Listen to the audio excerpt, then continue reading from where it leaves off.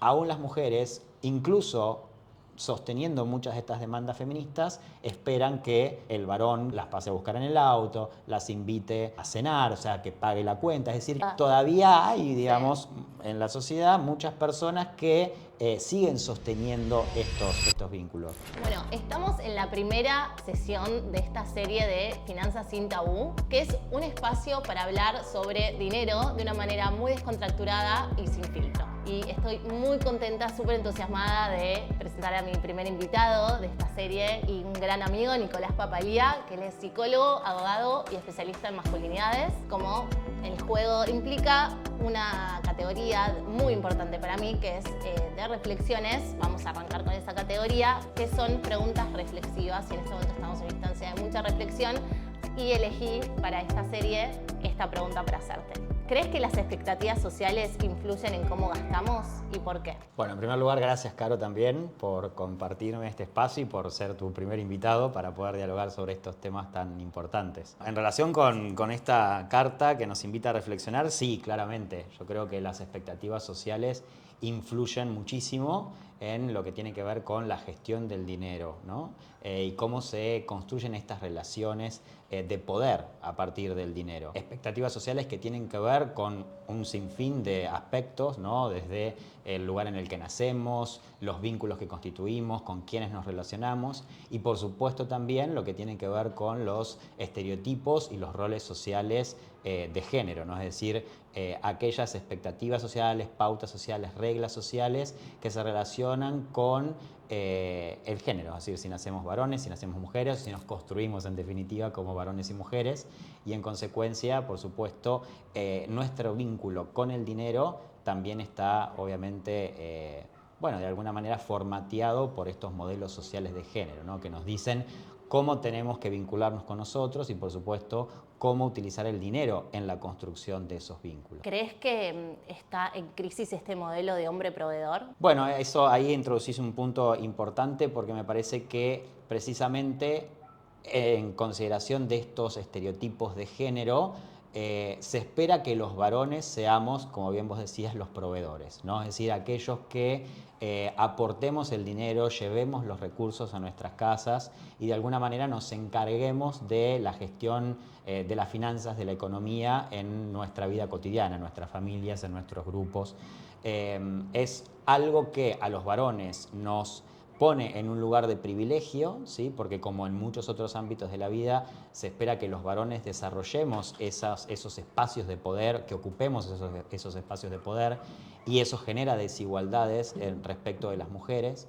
Pero también es cierto que ese mandato del varón proveedor no es gratis para los varones, ¿no? Eso también supone una carga enorme para los varones, es decir, poder cumplir ese mandato, poder adaptarnos a esas expectativas sociales, también tiene una carga significativa sobre nuestras espaldas, ¿no? Los varones crecemos teniendo que cumplir muchas de lo que en teoría se pueden definir como las pautas hegemónicas de los modelos de masculinidad. ¿Qué significa esto? Es decir, son pautas sociales, reglas sociales que se espera que cumplamos para poder ser reconocidos por nuestros pares como varones. Esto es algo que, a diferencia de lo que acontece con cómo se construyen los modelos de feminidad, digamos, no opera o opera de manera inversa con respecto a los varones. Es decir, los varones tenemos que ir cumpliendo determinadas pautas para que nuestros propios pares, es decir, el resto de los varones, nos reconozcan esta categoría de masculinidad, vamos a decirlo así, ¿no? Y claramente uno de esas expectativas sociales que tenemos que cumplir tiene que ver precisamente con este rol del varón proveedor, que en definitiva no es otra cosa que el vínculo, ¿no?, de los varones con el dinero como herramienta y en definitiva como ejercicio del poder, ¿no? Esto que yo te decía, el dinero nos garantiza una posición de poder, nos garantiza ese ejercicio de poder que necesitamos para ser reconocidos como varones. Bien, y esas formas también tienen mucho que ver con por qué los hombres suelen animarse más a tomar decisiones riesgosas en relación con el dinero, la ludopatía que en general ocurre más en los masculinos que en los femeninos. Ahí, ¿cuál es tu mirada respecto a eso? Claramente hay una conexión también intrínseca en eso, porque a los varones se nos enseña que para poder ser reconocido como varones tenemos que tener un vínculo estrecho con la violencia y el ejercicio del poder. Yo siempre lo resumo en un eslogan que es muy gráfico y que es que mientras más violentos, más machos. ¿Sí? Es decir, ¿qué significa esto? Que mientras más rudos seamos, mientras más ejerzamos el poder, mientras construyamos esta relación de subordinación con los otros, entonces vamos a ser más reconocidos como varones. Y por supuesto que en ese escenario, en esa escena, aparece la cuestión del riesgo, ¿no? O sea, mientras más arriesgados seamos los varones, mientras más situaciones límite juguemos, ¿no? Entonces ahí se pone en juego nuestra masculinidad. Y precisamente, de alguna manera, someternos a esas reglas, bueno, tiene que ver un poco con la construcción de nuestra propia subjetividad como varones. Por eso, no solo hay una mayor participación de los varones en lo que tiene que ver con, como bien vos decías, el juego, la ludopatía, etcétera, sino también, por ejemplo, con los accidentes de tránsito, ¿no? Los varones somos quienes estadísticamente morimos más en accidentes de tránsito, precisamente porque también ahí se pone en juego esta cuestión del riesgo, ¿no? Mira, y eso que nos critican más a las mujeres porque manejamos peor, bueno, mira, buen dato estás dando. Exactamente, bueno, pero precisamente se las critica más porque las mujeres quizás son quienes más se adaptan a las reglas sociales que nos dicen cómo hay que conducir o cómo hay que conducir de una manera más responsable, más segura, pero en cambio los varones lo hacemos de una manera más irresponsable, nos jugamos, nos ponemos en juego, digamos, nuestra vida en esta cuestión del riesgo, precisamente para qué, no para cuidar nuestra vida, sino para ser reconocidos por nuestros pares como varones. Mira, y ahora un poco también la situación generacional está cambiando, ¿no? Esto de que las mujeres, por suerte, por todos los avances que ha hecho el feminismo y en relación a nuestros derechos y el empoderamiento, que hace con que podamos estar en posiciones de toma de decisión, tomas de poder, acceder a sueldos más significativos, y eso afecta el vínculo, sobre todo de pareja, ¿no? Que uno tiene con un masculino, con los hombres. Yo lo veo mucho en mi generación, ¿no? Que veo a mis amigas que quizás están solteras y les pesa bastante que su compañero, la persona con la cual están saliendo, cumpla con las expectativas de vida que ellas tienen, el poder irse de vacaciones, el poder salir a comer a determinados lugares. ¿Qué pensás respecto de eso? Bueno, ahí hay dos cosas que me parece que son sumamente relevantes que estás mencionando. Por un lado, las transformaciones y que, digamos, las demandas feministas han generado en estos últimos tiempos, ¿no?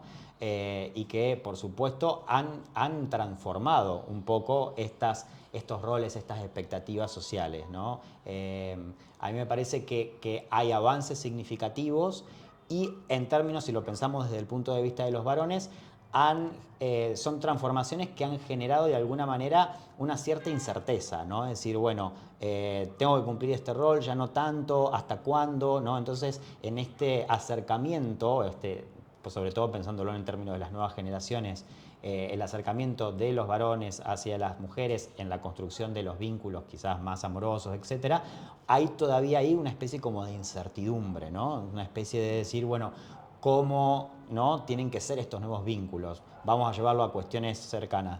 Tengo que pagar la cuenta, tengo que pasarlas a buscar en el auto. Si no tengo dinero para una cita, entonces, ¿qué hago? ¿La invito a un plan más simple? ¿Directamente cancelo la cita? ¿No? Son todas cuestiones que estas transformaciones han generado movimientos. Sí, sí, sí. Ahora, también me parece sumamente importante mencionar que el mandato del varón proveedor, por ejemplo, del que estábamos hablando, aún sigue existiendo, ¿no? O sea, persiste en nuestra sociedad.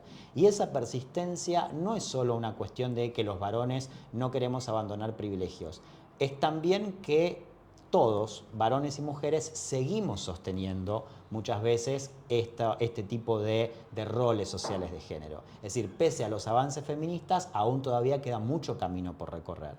Y en esta misma línea, vos decías recién el caso de tus amigas, yo lo veo también en el espacio de la clínica y también conversando con amigas y amigos varones también, esta cuestión de aún las mujeres, incluso sosteniendo muchas de estas demandas feministas, esperan que el varón que las pase o que las invite a salir, las pase a buscar en el auto, las invite, ¿no? A cenar, o sea, que pague la cuenta. Es decir, Que que no sea miti-miti, eso como que exacto, no, de ya no alguna está tan de moda. manera todavía hay, digamos, Sí. en la sociedad muchas personas que siguen sosteniendo estos vínculos. También hace poco en un espacio clínico surgía también de parte de un varón un tema que me mencionaba que se había planteado en el grupo de amigos de varones también esta situación de la exigencia que implicaba, por ejemplo, se trataba de un grupo de varones de una posición social bastante acomodada, pero decía que sus parejas mujeres venían de familias acomodadas, que tenían un nivel de vida bastante alto y que ellos sentían la presión de no poder, digamos, de alguna manera garantizarles ese mismo nivel de vida, ¿no? En esa dinámica de pareja, ¿no? Entonces, varones hoy de generaciones mucho más jóvenes, pese a todas estas transformaciones, igual están experimentando estas mismas presiones de un mandato que todavía hoy persiste y que, como te digo, colaboramos todos y todas de alguna manera a sostener. Por eso me parece muy buena iniciativas como el juego que estás impulsando, porque precisamente nos permite seguir reflexionando y de alguna manera desarticulando estas ideas. Sí, de hecho, lo que vos decís, yo lo pensé a este juego también para que desde una temprana edad los niñas, los niños, los adolescentes salgan desde el mismo punto de partida, ¿no? Entonces, que no sea tan desigual después cuando son grandes y se vinculan y empiezan a hablar de estos temas, ¿no? que venimos conversando. Entonces justamente eso, desde que son chicos, que tienen 13, 14 años, empiecen a entender la importancia de ahorrar, la importancia de invertir, la importancia de armar un presupuesto y que se empoderan desde ese lugar, ¿no? O sea, independientemente de con quién están, para que después no empiecen estos conflictos de roles de quién tiene más, quién tiene menos, quién vale más, quién vale menos. Y en relación con eso te quería preguntar, porque también se escuchan un montón de casos que se hacen virales, tanto acá como afuera, internacionalmente, situaciones donde mujeres muy poderosas, digo, desde lo laboral, que formaron su patrimonio y que después se pusieron en parejas y esos tipos luego las estafaron, les mintieron, les decían que abrían una cuenta para invertir en conjunto afuera y después ese dinero no estaba cuando ellos se estaban separando. O sea, esos casos existen. Frenamos un minutito, sé que les está encantando la charla, pero solo para contarles que en Finanzas en Juego ofrecemos una herramienta para madres y padres para que puedan con sus hijos hablar de un tema muy importante que es el dinero, cómo administrarlo, cómo generarlo, cómo ahorrar, cómo invertir, cómo hacer un presupuesto, cómo evitar deudas malas y muchas tantas otras cosas más. Si quieren comprarlo, adquiéranlo online. Ahí les dejamos el link. Seguimos con el episodio. El dinero, en definitiva, no deja de ser una herramienta en la construcción de esas relaciones de poder. Y nosotros vivimos claramente en una sociedad sumamente desigual, en donde los varones tenemos más poder que las mujeres y donde ese poder se ejerce de manera de sometimiento, ¿no? De ubicar al otro en un plano de subordinación. Y eso se observa en todas las instancias, en todos los ámbitos en el que se juegan las relaciones. Particularmente en los ámbitos de la pareja, de la familia, el dinero opera precisamente eso, como una forma de control.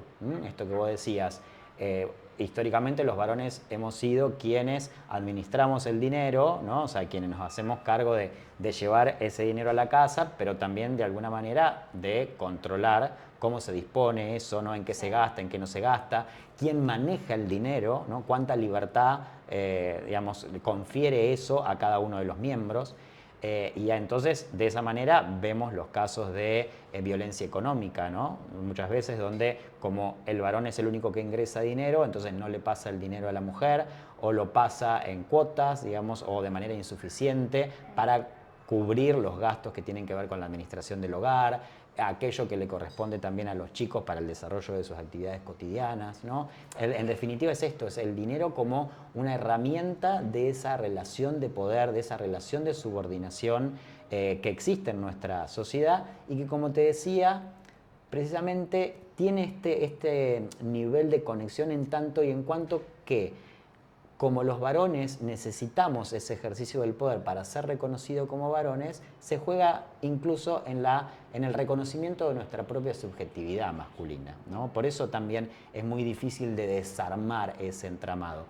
Yo siempre digo esto, la violencia que se da, por ejemplo, en términos económicos, no es una cuestión unidimensional, es decir, no es varones contra mujeres, no, es mucho más complejo, ¿sí? Porque también, digamos, esos mandatos de masculinidad, esas pautas hegemónicas de masculinidad, operan, digamos, sobre los propios varones. Entonces, bueno, hay un trabajo mucho más profundo que realizar. Sí, ahí. sí, los mismos varones son los que padecen, ¿no? Esto. Exacto. Sí. Y después, así como una pregunta ya ahondando más en lo que son las masculinidades y tu especialidad, respecto a la salud mental, ¿no? O sea, ¿qué cambiaría en la salud mental masculina si se hablara más libremente, ¿no? De esta relación de violencia, poder y dinero. Bueno, para mí ese es un eje central. Porque es la manera de poder ir desestructurando estas pautas hegemónicas, estos mandatos de masculinidad que nos dicen cómo tenemos que ser y comportarnos y en definitiva que de alguna manera también define el modo en que están estructuradas estas relaciones de poder en la sociedad. Como te decía, el cumplimiento de esas pautas hegemónicas no es gratuito para las mujeres porque las ubica en una posición de subordinación, pero tampoco es gratuito para los varones, digamos. Y creo que me parece que ahí hay que poner el énfasis como estrategia, digamos, para poder transformar esto, ¿no? No solo señalar que eso nos da privilegios, sino también señalar cuáles son las afecciones, ¿no? Las afectaciones que el cumplimiento de esas pautas nos genera a los varones. Y en este sentido, por ejemplo, si volvemos al mandato del varón proveedor, yo te decía, no es gratis. ¿Por qué no es gratis? Porque la exigencia de cumplir con eso también genera bueno, muchas cuestiones negativas, entre ellas las vinculadas a la salud mental. Por ejemplo, la ansiedad, ¿sí? Las altas tasas de ansiedad en varones está vinculada también a la imposibilidad de alcanzar esas expectativas sociales.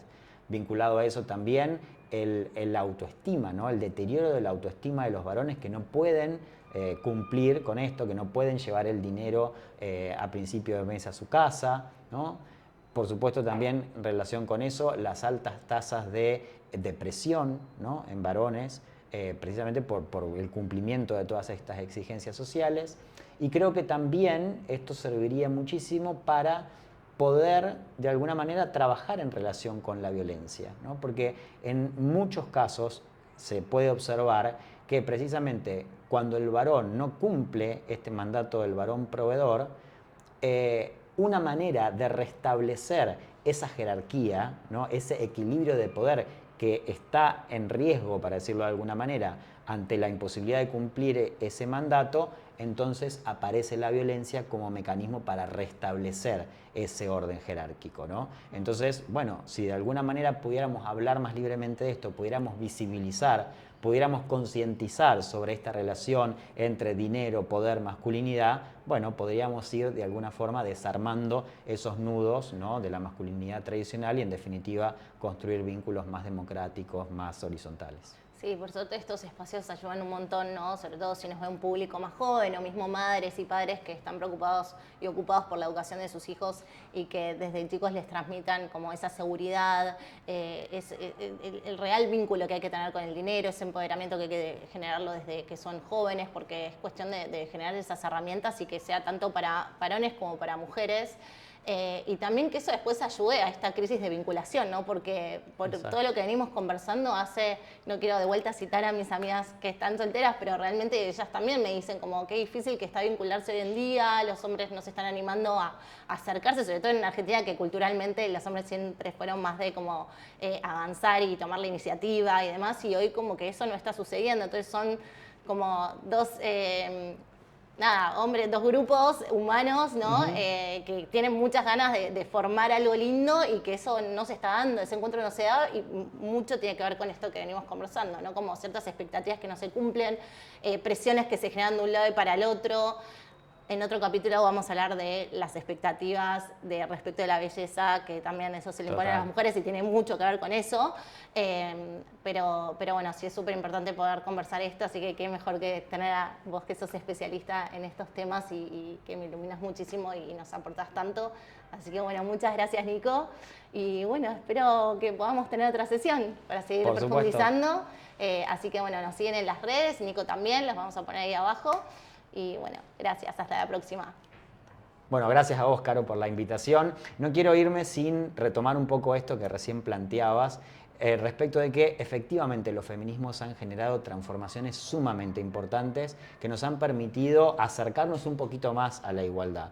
Pero me parece que precisamente una de las deudas pendientes es que los varones podamos construir esto, es decir, nuevas formas de ser varones que no estén asociadas al ejercicio del poder, que no estén asociadas al ejercicio de la violencia, del sometimiento del otro, ¿no? O sea, que podamos pensarnos como varones de una manera también más democrática, más igualitaria, ¿no? Entonces, estas reflexiones, estos trabajos, estos diálogos, me parece que son sumamente importantes para que podamos pensar de alguna manera esto, ¿no? Es decir, de qué manera nos vinculamos de una manera, bueno, también mucho más linda, para decirlo en términos simples, ¿no? Sí. Al final debería ser más fácil, ¿no? Sí, totalmente. Esto nos enrosca mucho, pero bueno, hay mucho que trabajar. Exacto. Y liberarnos un poco de todos estos mandatos sociales que también nos condicionan, ¿no? Que en definitiva nos terminan cercando y quizás no nos dejan ser de una manera más libre.